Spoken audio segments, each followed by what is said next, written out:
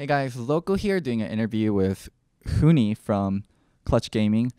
So you pulled out Cassiopeia today. How did that happen? I interviewed with Piglet earlier. He told me they picked Cassio for him, but because they took Yasuo Ornn, it looked really dangerous for him. So you guys kind of swapped it. Is that what happened?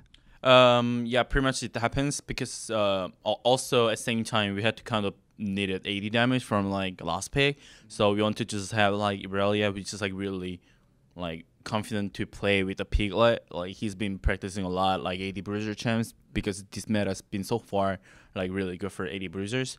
So that's why we gave him to play like Irelia. At the same time, I'm like really confident to play Cassiopeia top. Like obviously I've been playing like 4 years, so like from there it's like there we realized there's not reason to not to play me Cassiopeia and just like give Irelia to bottom.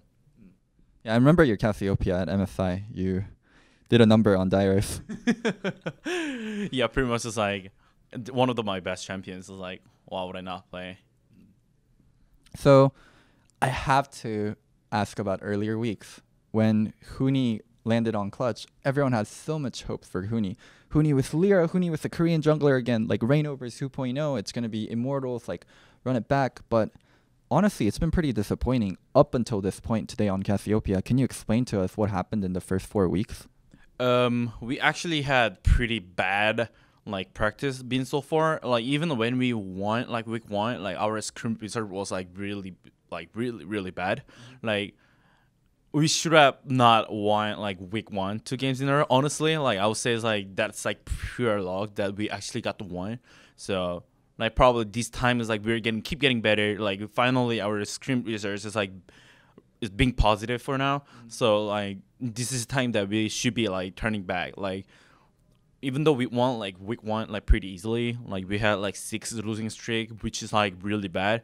But from there we actually learned a lot as a team that like what we need like be learning more and what we need as a team. So for now it's like we're pretty confident to play. Like also we're not like scared of being losing because we all lost like 6 games in a row. Like who cares? Like they cannot be like there's no ways like there's gonna be worse than that happens. So like we should be just accept like what we are results and just play out like based on like how we practicing it, like which is pretty good for now.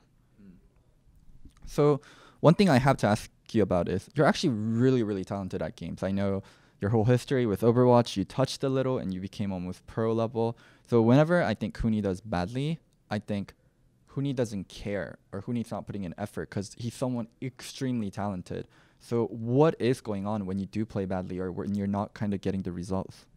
Yeah, that's pretty good point. That's like probably I was not like that much focusing on the like winning because I was also really disappointed. Like after like week one and being like screams being was like really bad. From there's like we were kind of losing motivated and also like from losing a streak. Like at the same time we want to really win, but at the same time we were like less confidence on it.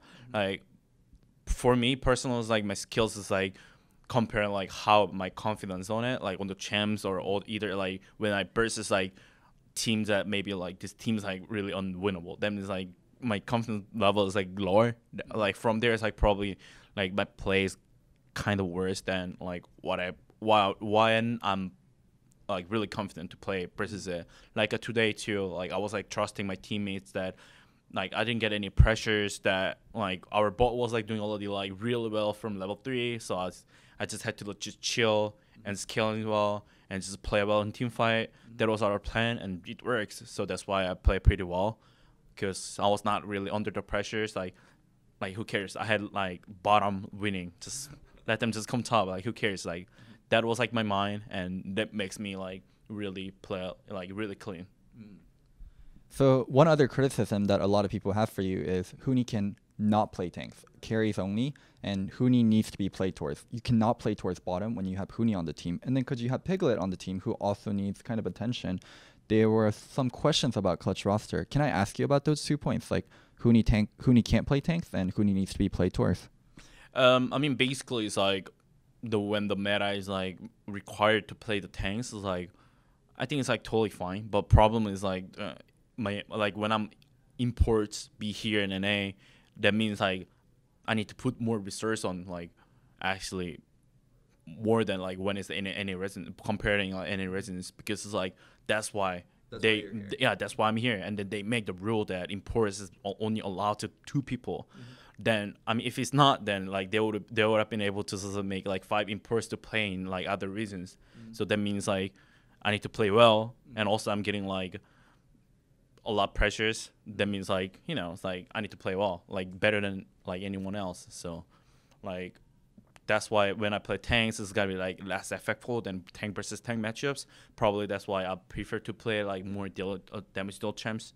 Like that's why it looks kind of like I'm trying to avoid like tanks champs, but like probably that's not true, because I've been playing like a lot of tanks when I was even like SKT. Like who cares? It's like I haven't said that interview. Like who's really playing well at the like just damage deal champions? Like why would you not be able to play just tanks when it's like easy peasy? So that's the point for first question. And probably second question was like, yeah, I agree. Like I'll be playing like way harder or like way easier to play with the jungle, and just like if you put resource on the top, then that's like I make a resource that is like being positive. Like that's why it's like looks like I cannot play without like kind of jungler.